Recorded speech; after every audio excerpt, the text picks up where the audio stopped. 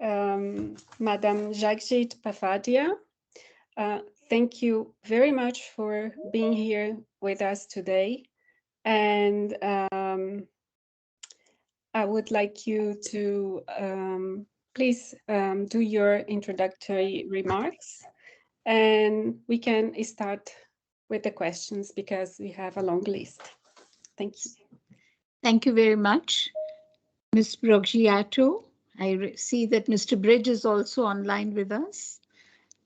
Ladies and gentlemen, it's a pleasure to engage with you in this informal dialogue today. Combating the world drug problem requires a collective effort with many actors, including civil society organizations. The International Narcotics Control Board has reiterated on numerous occasions, including in the foreword of the most recent annual report published just last week, the important role that civil society organizations can play in helping to meet the objectives of the 3 drug control conventions, to safeguard the health and well-being of humankind, and to progress the Sustainable Development Goals. Civil society organizations contribute to these goals in a variety of ways, including improving the availability of internationally controlled medicines, promoting a human rights-based approach to drug policy, and providing prevention, treatment, rehabilitation, and other related services. Civil society has also contributed directly to INCB's work. During the 131st session, INCB consulted with civil society representatives on illicit financial flows related to drug trafficking, which was a thematic chapter of the board's 2021 report. I would like to express my gratitude and thanks for the perspectives provided for that chapter 1.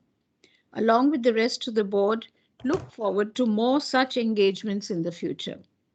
We look forward to meeting with the civil society representatives at the 134th session of the board to take place from 23rd May to 3rd June on the topic of the thematic chapter of the 2022 annual report, which is analysis of the trend to legalize the non-medical use of drugs with an emphasis on cannabis. Although INCB's recommendations are directed towards governments, international and regional organizations, we encourage civil society to take our recommendations into account when planning their work. I look forward to our discussion today. Thank you for your attention. Thank you, Madam President. I think we can start with the first question. Yes. From James Bridge from the Vienna NGO Committee on Drugs. Please, Jamie, you have the floor. Okay, thank you. Do you mind muting? Yeah, There's an echo. We're all in the same room, so sorry, there was a little bit of feedback then, I apologise. Thank you very much, Heloisa, and thank you so much, Madam President, for being here as well. It's lovely to see you. So my question, actually, we've taken the liberty of asking a question about an issue that arose after the deadline for questions to be submitted. So thank you for allowing us to do this.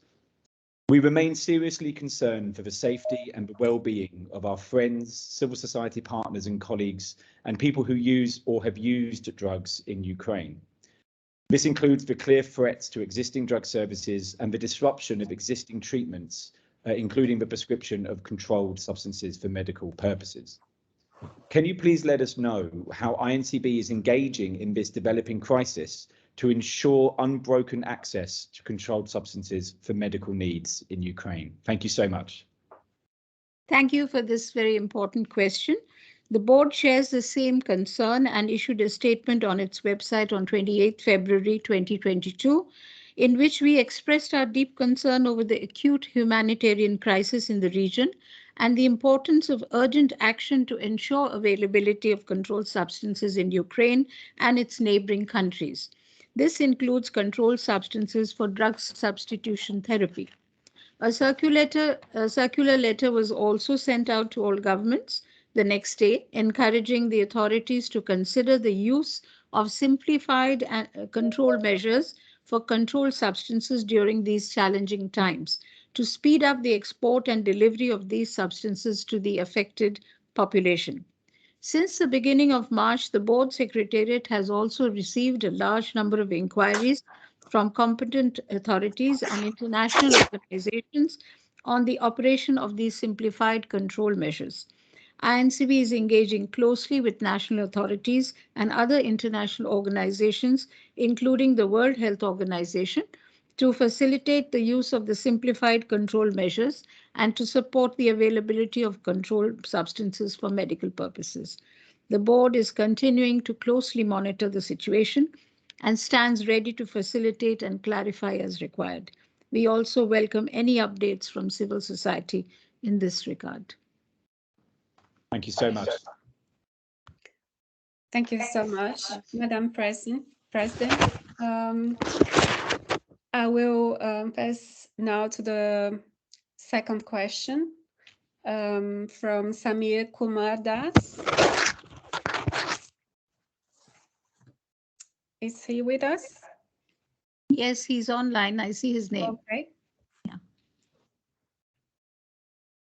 Please, Samir, you have the floor. Samir, you need to unmute. He's on mute. Okay, maybe Heloisa, we move to the Yes. next question. I will the next one then, and we can come back to him. So the third question is from the Veterans Action Council, USA, George Armstrong and Instituto RIA, Mexico, and Zara Snap. Is George or Zara with us? I am here. Okay. Please, George, you have the floor. Thank you. On behalf of the Veterans Action Council, I'd like to thank you, Madam President, for this opportunity. Can you comment on current civil society engagement related to the cannabis guidelines? How can we support the INCB in providing greater transparency around the document and participation of civil society in your meetings? Regarding the involvement of private industry in the process to date, has there been any effort to identify or avoid conflicts of interest? Thank you for your question. Since CND voted on the WHO recommendations on cannabis and cannabis-related substances, INCB has been working together with member states to ensure implementation pursuant to the outcome of the voting. That is in line with the conventions. The board organized an expert group meeting, 2 informal consultations with major producing and manufacturing countries, and 4 intergovernmental meetings. Even though the matter is highly technical and concerns the administrative process of reporting and monitoring by competent national authorities, the board has also sought the opinion of the civil society organizations on the reporting standards. In February 2022, a questionnaire was circulated through the Vienna NGO Committee on Drugs. The board is pleased to see that the questionnaire has been well received by civil society organizations and appreciates all the information provided. Because of the technical nature of the issue, the board has been working closely with competent national authorities to provide assistance in the several technical issues raised in relation to compliance with the requirements set out in the 1961 and 1971 conventions in relation to the monitoring and reporting of cannabis and cannabis-related substances. This is the way in which the board works also in other areas, mainly with competent national authorities of member states. As you know, the board has established in some years regular dialogue with civil society organizations during its May sessions, and that is the format, in addition to this one in the CND, that we have been using to ensure a continuous dialogue with NGOs. In addition to meetings with civil society during our country missions when we visit to review the implementation of the conventions. In 2018, the board's meeting with the civil society was on the topic of the use of cannabis for medical and non-medical purposes, which related to the topic of the thematic chapter of the board's annual report for 2018 on cannabis and cannabinoids for medical, scientific, and recreational use, risks, and benefits. Some private sector companies selected by the competent national authorities were invited to participate in some of the informal consultations to provide technical input to the discussion, but they did not participate in the deliberations on the regulatory standards precisely to avoid any possible conflict of interest. Thank you very much. Thank you, Madam President. Now we are trying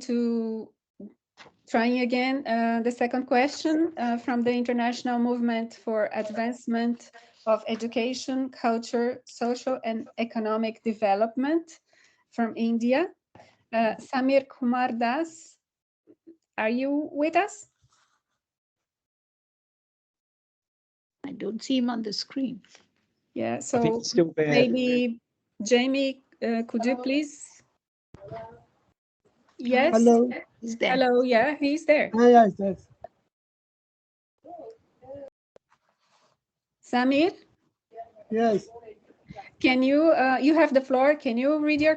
Can you ask your question, please? Actually, I have already raised my question earlier. Yes. Yeah. So I wanted to send you the email. In my opinion, I wanted to send you the email also in full screen. Okay. I will. Maybe I think we're struggling with the line, so maybe I can read the Yes. question. Yes, Yeah. please. Okay, sorry, I apologize, Samir. The question's actually a very short one that was submitted. Let me just mute my mic. Yeah, okay. So sorry, the question is, apologies everyone, the question is, how can we as civil society get involved more actively in the work of INCB?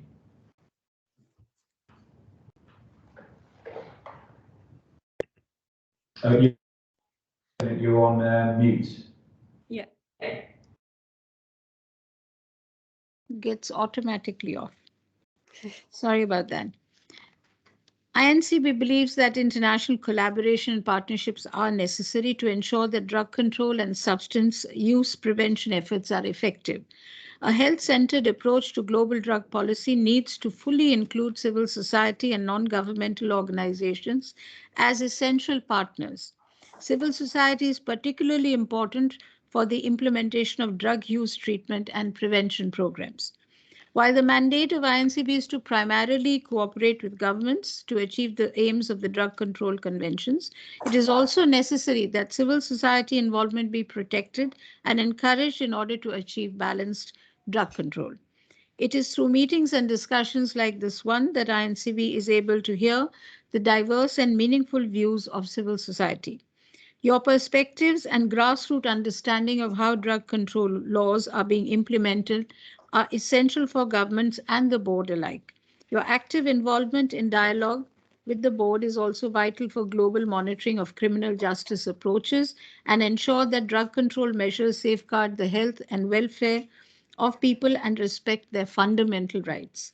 Civil society groups help governments meet their treaty obligations at the national and subnational levels, particularly through your innovative approaches and well-designed social, health, and education programs. Thank you again for raising this overarching question of how civil society contributes to the work of INCB and the global drugs system. We welcome your continued inputs on implementing balanced and effective drug control policies. Thank you. Thank you, Madam President. The next question is from Open Society Foundations, USA, from Kasia Malinovska. Kasia, you have the floor. Thank you. Thank you for the opportunity to ask this question of INCB. According to data provided by Afghanistan last year, well over 1 million people are dependent on opium, and the country, as we all know, is now on the verge of collapse. Obviously, there are many concerns about what happens to people who are dependent. How will INCB engage, and will it? Thank you. Thank you very much for your question. This has been the concern. The issue of Afghanistan has been the concern of the entire international community, with the situation that has been aggravated by recent political developments. The board has expressed serious concern about the extremely fluid security and political situation in Afghanistan, and that nearly half of the population of Afghanistan is in desperate need of humanitarian assistance due to increased levels of violence, displacement, natural disasters, severe drought, flooding, and the COVID-19 pandemic. Prior to the overthrow of the democratically elected government of Afghanistan in August 2021, the board had been closely engaged in the dialogue with the Afghan government as well as the international donor and partner community under Articles 14 and 14 bis of the 1961 Convention as amended. Under these provisions of the Convention, the Board, in each of its annual reports and bilateral and multilateral engagements with the UN and non-UN bodies and other partners, drew attention of the international community to the situation in Afghanistan and continuously called for cooperative action at the international level to assist the government of Afghanistan. In this context, the board worked closely with government of Afghanistan to identify the urgent needs in the drug control that could be addressed through technical and financial assistance of the international community. Among many of the urgent priorities identified was the need to increase healthcare opportunities for treatment and rehabilitation of drug users, in particular for women and youth. On the question of the nature and scope of the engagement with the present government, the board will monitor the developing institutional guidance from the United Nations and will act within this framework. However, I can assure you that the board within its mandate stands ready to facilitate further support to Afghanistan through continuous engagement with the United Nations and other agencies and with members of the international community at large, while highlighting that efforts to stabilize the country will not be sustainable without also effectively addressing the country's illicit drug economy. Thank you, Madam Chair. Thank you, Madam Chair. The next question is from Virginians Against Drug Violence from the United States. What is the question number? Number six, because Dr. Nemashe Mavere is not with us. So let's go directly to number 6. Virginians Against Drug Violence. Michael Kravitz, you have the floor.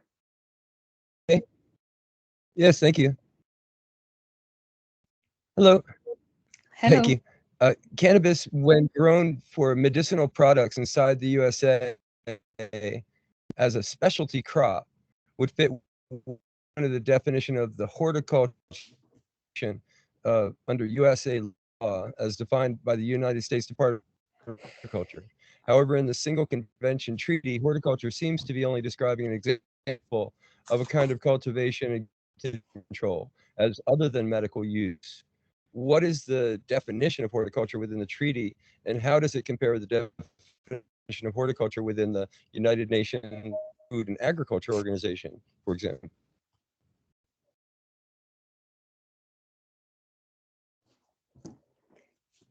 Please, you're unmuted. Goes off in between. Yeah. The 1961 Convention and the commentary do not provide a definition of horticulture, and therefore I'm not in a position to compare it to the definitions you have just mentioned. The commentary states, quote, the horticultural purposes mentioned in paragraph 2 of Article 28 seem to be of little importance, close quotations. This leads me to suggest that this activity was not considered as a significant one in relation to the cultivation of cannabis for industrial purposes.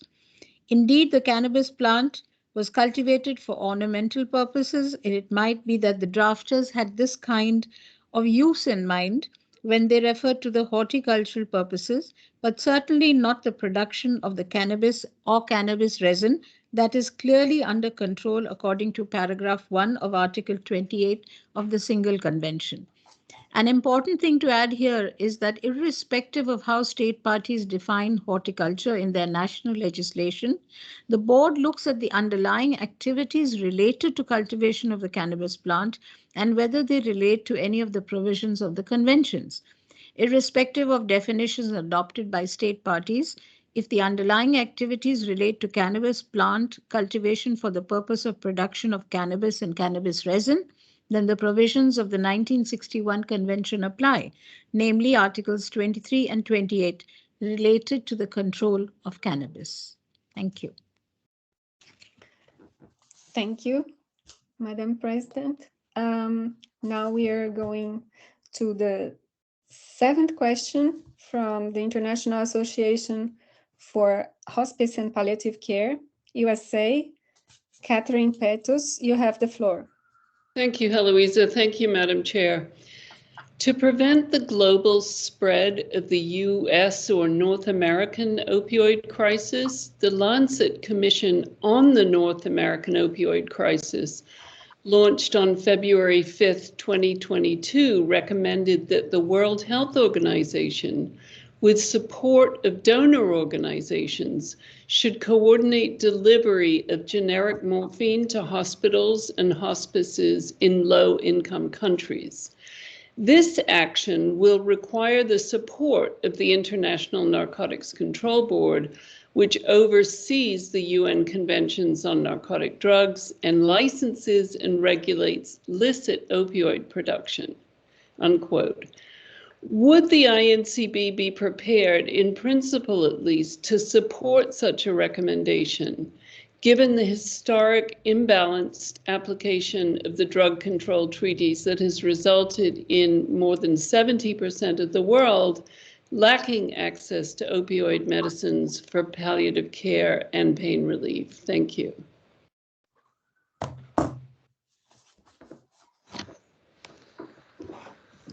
Please unmute. I will. I'm not very used to this. No, I'll mute. So, such a recommendation would be in line with past recommendations of the board. The board has for a long time advocated for increased and above all equitable access to controlled substances, including opioid analgesics for the treatment of pain and palliative care. In 1989, the board produced a specific report on this, followed by a special chapter in our annual report in 1995. In 2010, we prepared a comprehensive report illustrating the imbalance in the consumption of controlled substances for medical purposes, and we asked countries to indicate the obstacles they faced in ensuring better access for patients. We continued this process with special reports in 2015 and 2018, and we will produce a new report this year in 2022. We have also worked with researchers and other stakeholders such as the Lancet Commission on Pain Relief and Palliative Care.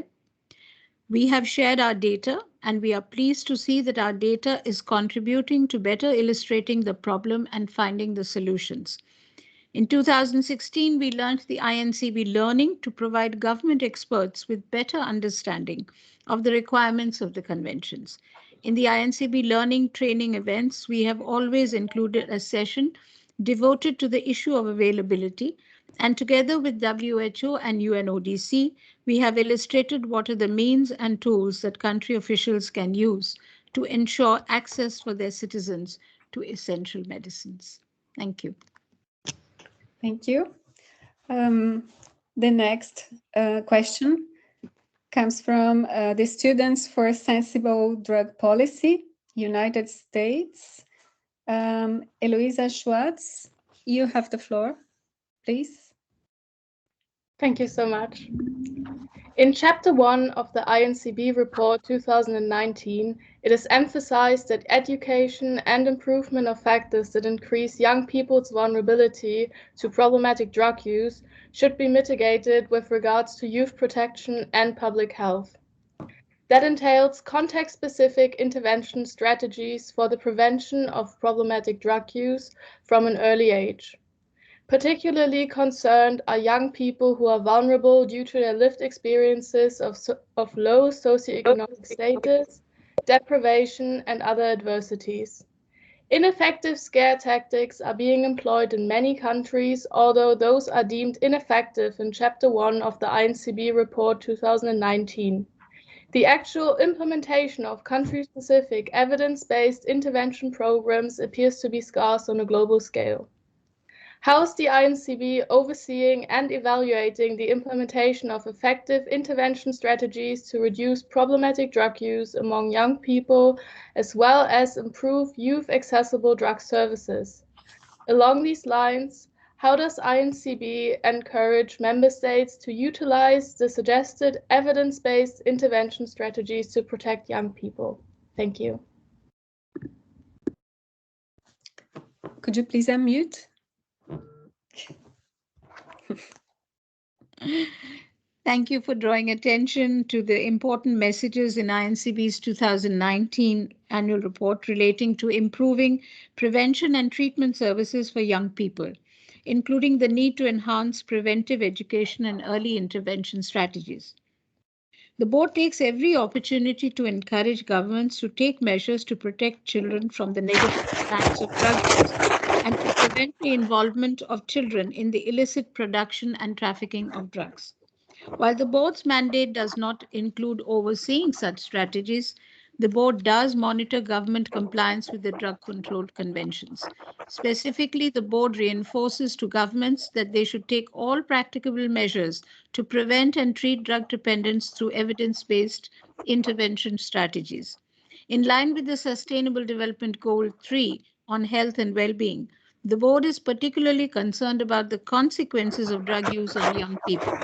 It has used its reports and statements to highlight the need for more awareness of evidence-based prevention and treatment strategies, particularly to prevent drug use, initiation, or progression of substance use among youth.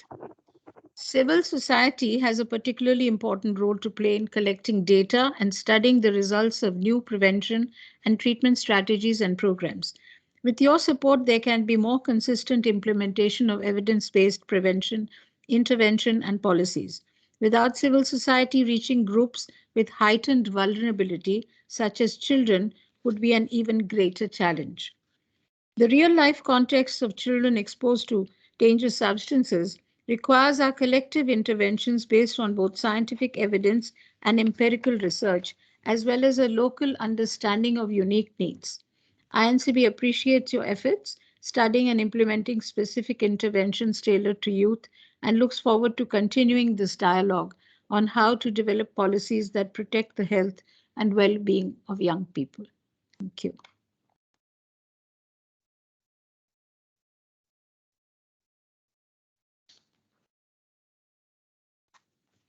Can't hear you.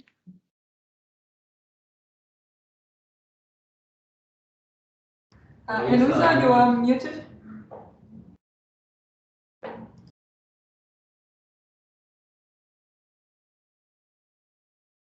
Still muted? You're still muted, Heloisa. Sorry.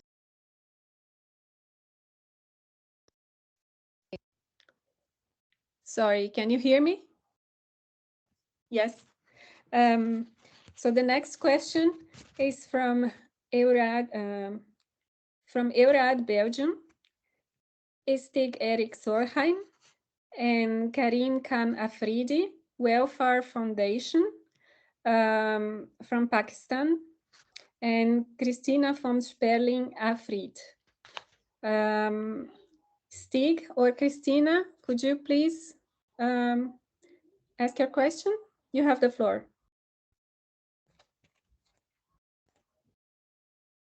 Christina? No? Stig? No? Hi, can you hear me? Hi. Hi. Yes. Okay, I can read the question. It seems Christina is muted. Okay, thank you. Well, okay. Several countries and jurisdictions in the Americas have legalized the use of cannabis for so-called recreational purposes. In the recent year, some European countries are also changing laws to legalize production, use, and perhaps also sale of cannabis. How does the INCB view these developments in light of the obligations member states have under the global drug conventions? Thank you.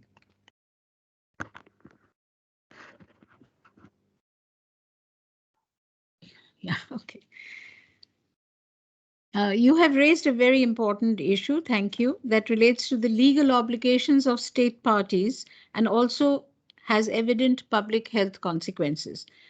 INCB monitors closely the laws and legislative developments in all states parties to the drug control conventions and has frequently expressed its concerns about the trends emerging from a number of countries pertaining to the legalization and commercialization of cannabis for non-medical purposes.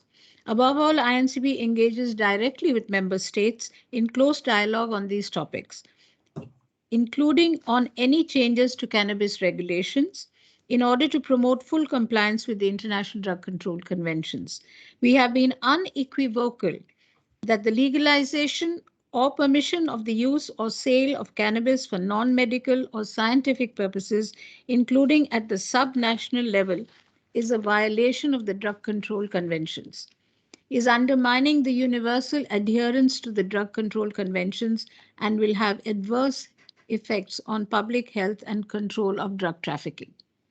INCB frequently reiterates in its dialogues with member states and in public statements, including in its latest 2021 report, that under Article 4, Paragraph C of the 1961 Convention, the production, manufacture, export, import, distribution of, trade in, use, and possession of drugs are limited exclusively to medical and scientific purposes, and that any measures allowing for the use of cannabis for non-medical purposes are in violation of the legal obligations incumbent upon parties. Such measures are also incompatible with the provisions of the 1988 Convention on the criminalization of certain acts, such as manufacture, offering for sale, or distribution of drugs. In its 2021 and prior reports, INCB has therefore drawn the attention of the international community, including the Commission of Narcotic Drugs, to the need to address this issue of cannabis for non-medical purposes in some states. Commitment to the compliance and full implementation of the conventions are expressed not only in the drug control conventions themselves, but also reaffirmed in the UNGA's 2016 outcome document and the 2019 ministerial declaration. Thank you. Thank you, Madam Chair. Question number 10, I just learned that Myrtle Clark is not online. So let's go to question number 11 from Turkish Green Crescent Society, Turkey. Yaren Kasarsi, you have the floor. Thank you, Madam President and Helawisa. The diversion of controlled precursors and the misuse of non-psychiatric chemicals often happen in multi-layered ways, involving the use of digital means. Furthermore, it is a fact that drug traffickers are increasingly exploiting vulnerabilities in domestic trade and distribution chains on the top of international trade channels. And we know the INCB is supporting voluntary public-private partnerships in this regard. So my question is the INCB working on any kind of recommendations about complex transactions involving cryptocurrencies? Thank you. Thank you for this question. The board has indeed highlighted both issues, diversion of precursors from domestic distribution channels and the use of digital means, in particular the internet, for precursor diversion, as priority areas for intervention by governments for the last few years. In our most recent 2021 precursors report, we provide a detailed situational analysis and make several concrete recommendations to governments in relation to enhancing the focus on domestic manufacture and distribution channels. Similarly, and following on the learnings of our International Operation acronym, we encourage governments to place increased emphasis on cybercrime investigations relating to precursors. We also encourage governments to work closely with internet service providers, email and social media services, and business-to-business platforms to provide an effective deterrent to the exploitation of the internet for precursor trafficking. Regarding transactions involving cryptocurrencies, the INCB GRIDS program hosted a series of meetings and webinars related to exploitation of financial intermediary services by traffickers of new psychoactive substances, fentanyls, and their related chemicals throughout 2021. A cryptocurrency exchange service provider, which is called Virtual Asset Service Provider, VASP, from East Asia participated in the stakeholder consultation on trafficking of dangerous substances through exploitation of e-wallet services organized by the GRIDS program in February 2021 and shared its experiences in preventing misuse of cryptocurrencies for illicit purposes through cooperations with government. The participants in the stakeholder consultation adopted a set of practical recommendations, including encouragement of governments to work with VASPs to enhance monitoring of virtual assets and prevention of illicit activities. The GRIDS program plans to organize another stakeholder consultation focused on VASPs by March 2023. Thank you. Thank you. Thank you, Madam Chair. And now we have a question number 12 from Fahad France, from Kenzie Ribulet Simoli, but Farid is going to read his question. Is that correct, Farid? Yes, thank you, Eloisa. Can you hear me well? Yes, I can read you. Good afternoon, everybody. Thank you for allowing me to take the floor here. Thank you, Mr. Chair Jimmy Bridge of the VNGOC, and thank you, Mrs. Chair of the INCB. I congratulate you for your nomination as the chair of the INCB. Welcome a woman at the end of this, the INCB. I am really happy to have the opportunity to ask a question to one representative that is not Western Euro male centered. And I guess that it will change the way the INCB can work in the future. And this is my question, and sorry, as I had also some information this morning, I little bit changed it, but I hope that you will answer quite well. Researchers find that INCB is the most secretive of all international organizations. Even the UN Security Council is more transparent. On the 4th December last year, the Secretary General's spokesperson of the UN reaffirmed that INCB should, in principle, follow general standards of transparency and accountability. What is the justification for the current practices of the INCB remaining so secretive? What steps, if any, has INCB taken or is planning to take to correct this in a substantial manner? And indeed, we are aware, for instance, that the INCB has shared a questionnaire about its cannabis guidelines.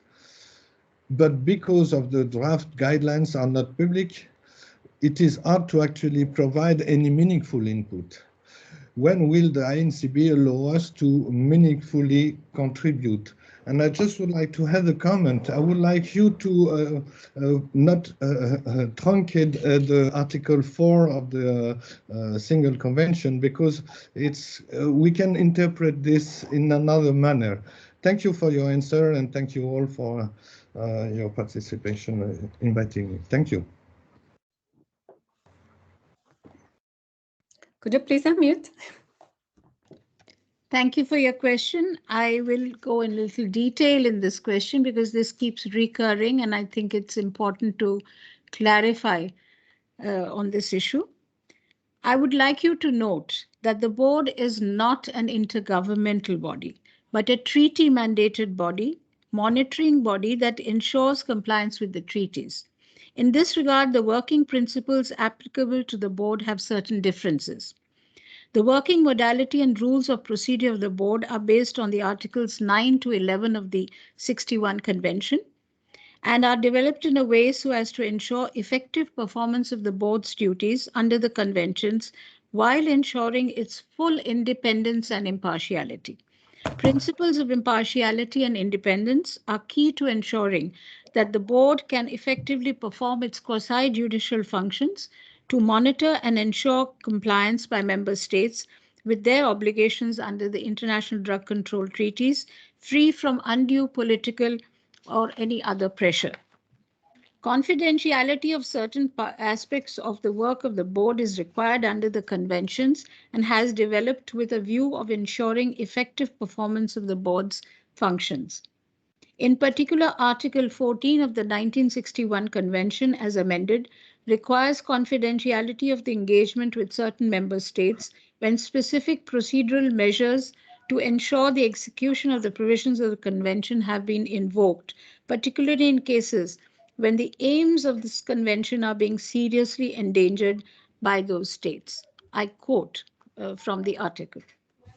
In addition, due to the nature of statistical and operational information related to narcotic drugs, psychotropic substances, or their precursors submitted to the board by the member states, including those related to trade, business, commercial, or professional secret or trade process, the board is required to keep aspects of that information confidential, while at the same time providing member states with the required support in ensuring adequate availability of those substances and informing the global community on the trends and developments in this regard.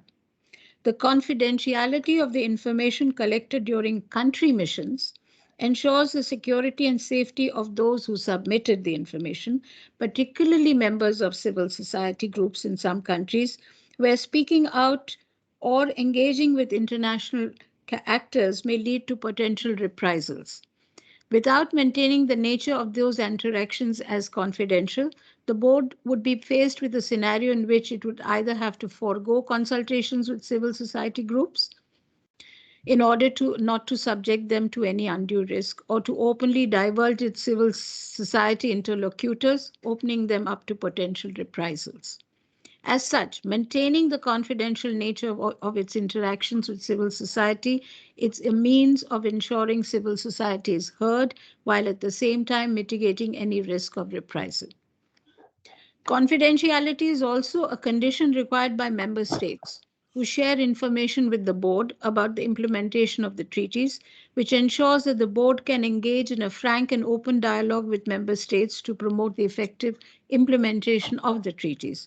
At the same time, I would like to note that the board makes every effort to inform the international community about its work, including through annual reports, technical publications, alerts, newsletters, press releases, and statements, which are all available on its website. Moreover, the board actively participates in the sessions of the Commission on Narcotic Drugs, where it informs the member states about its work. The board's engagement in this very dialogue with the civil society is another example of the efforts of the board to make its work known to the public and invite discussions on important issues of drug control. Thank you. Yes, thank you, Madam Chair. Question number 13. I just heard that Sylvia Frank is not online with us.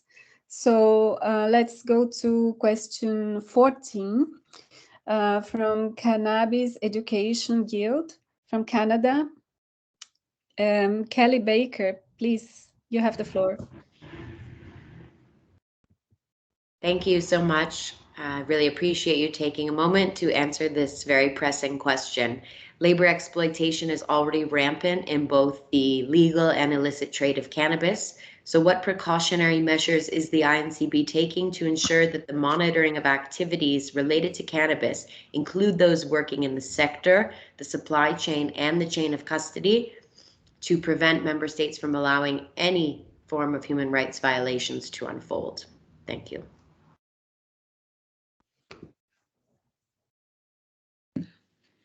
Thank you for raising this topic about precautionary measures to ensure that activities related to the cannabis sector do not allow for human rights violations. INCB agrees that alongside the regulatory standards present in the drug control conventions and in national laws, states parties must also protect human rights, which are inalienable and cannot be relinquished. INCB has been cooperating with member states on developing guiding principles that will assist in the effective reporting and monitoring of the cultivation and manufacture of medical cannabis, thereby ensuring a harmonization of standards in regulatory control. The board, for its part, however, does not have the mandate from the drug control conventions to inspect or control for human rights violations in the cannabis sector or in the supply chain. Rather, INCB supports member states to adhere to the regulatory control standards that are specified in the conventions pertaining to medical and scientific use. Within this legal framework, states are afforded discretion on the design of their medical cannabis programs, but they should not in any way disregard or fail to protect their concurrent obligations that stem from international human rights instruments. Moreover, the effective adherence to the drug control treaties is predicated upon the respect and protection of internationally recognized human rights. Governments as well as civil society organizations are able to monitor this developing business sector of medical cannabis to ensure the full protection of human rights. Moreover, from INCB's point of view, thank you for raising this important issue to help clarify the mandate of the board with respect to the illicit cannabis sector and human rights. Thank you. Thank you. Thank you very much, Madam Chair. Now, we are going back to the questions that sent from people that could not join us because of online issues. So the first one would be question number 5 from Green Crescent, Zimbabwe, from Dr. Nemashi Mavere. I'll read it. How does INCB support the increased use of non-punitive drug addiction programs? Thank you very much for the question. The importance of humane drug control policies. Can hear you. The importance of humane drug control policies that are health-centered and non-punitive are extremely important. The board takes this question as an opportunity to emphasize that it is essential for all states to increase the availability and improve the quality of treatment and rehabilitation programs for people affected by drug use and dependence. INCB consistently calls on governments to design drug control policies that reflect proportionate responses to minor drug offenses, particularly in those cases relating to possession of small quantities of drugs for personal use. INCB reminds governments that the drug control conventions give them discretion to provide alternatives to conviction and punishment, such as undergoing measures of treatment, education, aftercare, rehabilitation, and social integration. Compulsory treatment, which is administered without the express consent of the affected individual, should also be fully discouraged. Compulsory treatment of drug users is in direct conflict with the human rights principles, and the board advocates for the closure of compulsory drug detention and rehabilitation centers. There is a need for advocacy towards ensuring that treatment programs are providing quality care and respect for human dignity. Civil society can help to ensure that treatment, rehabilitation, and social integration services are tailored effectively to the needs of the people, particularly in a gender and age-sensitive manner. Civil society groups can also identify gaps in the provision of treatment and conduct operational research on good practices so that there can be continuous improvement of treatment programs. Thank you. Thank you. Now we have I think it's the last question from Fields of Green for all NPC number 10 from South Africa. I can go and read that if you want. Yeah, Michael Kravitz, you have the floor. Thank you, Madam President. We have been looking into the documentation, and just from what we know about the use of cannabis in several countries, it seems that there are discrepancies in the reporting in nearly every country that we've looked at. What is the INCB doing or plan to do to help instigate more accurate and useful cannabis reporting? Thank you very much. I have already answered this question in relation to another question. When responding to the question from Veterans Action Council and Instituto RIA, that the board is working with member states to clarify reporting standards within the framework provided by the decision of CND on scheduling. Our hope is that through a process of consultation with government officials from competent national authorities, it would be possible to harmonize reporting and avoid the discrepancies that you are indicating. Thank you. Thank you. Thank you very much. Madam Chair, do we still have any other question? Sarah and Jamie, can you? There's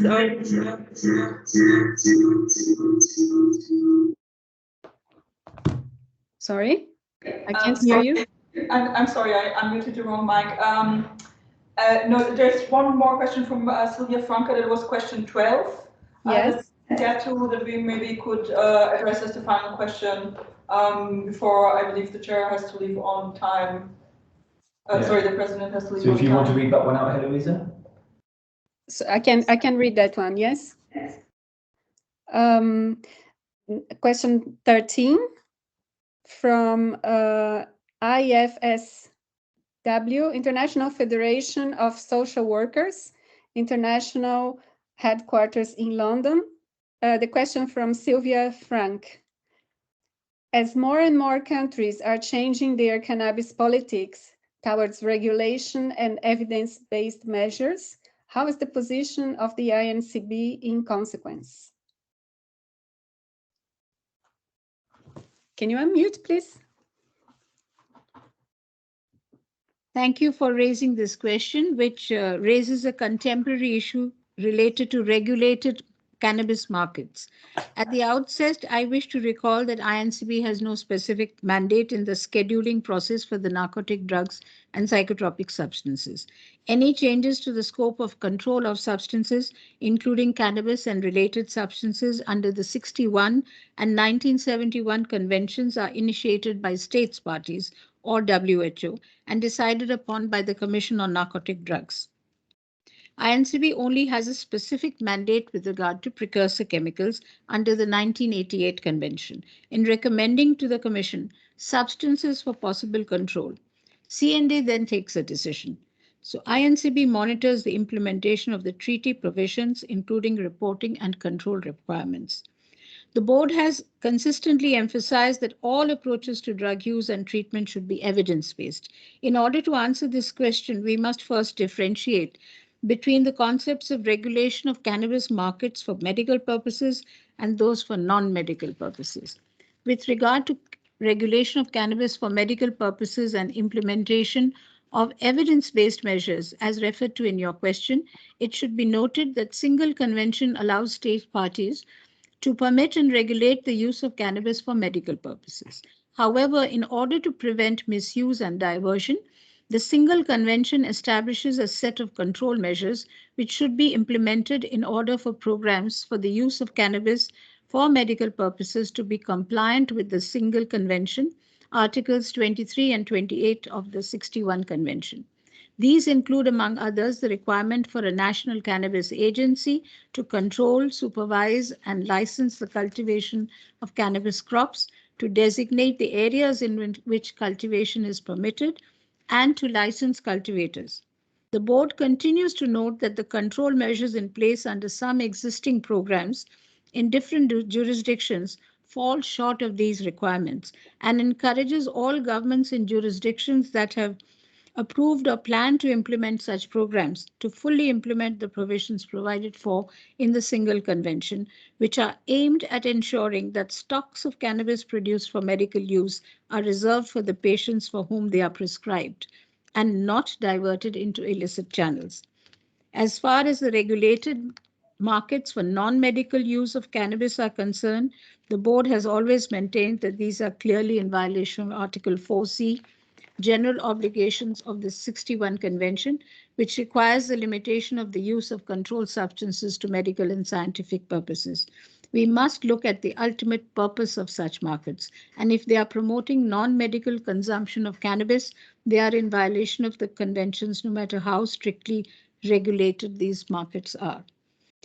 INCB is working closely with member states and its partners to monitor and evaluate the impacts and effects of government programs concerning medical use of cannabis. Governments, for their part, should ensure that the development of commercial medical cannabis programs does not result in the de facto legalization of cannabis for non-medical purposes or lead to any other unintended negative impact on public health and safety. Thank you. Thank you so much, Madam Chair. And I see we are running out of time. So I just would like to thank you for being with us and for the effort on answering our questions and the questions from civil society. And we appreciate very much this interaction with the INCB. And we would also like to thank the INCB Secretariat for helping us in organizing this informal dialogue. Thank you. May I have one last word? Yes, sure. You have the floor. I want to thank you all for joining us in this dialogue, and I would like to say that we would welcome any inputs from civil society, and we are open to discuss issues and your concerns at any time. So please do feel free to reach out. And of course, we have our colleagues from Vienna NGO Committee to be liaising for us, and we can organize further such engagements. Thank you very much. Thank you. Thank you.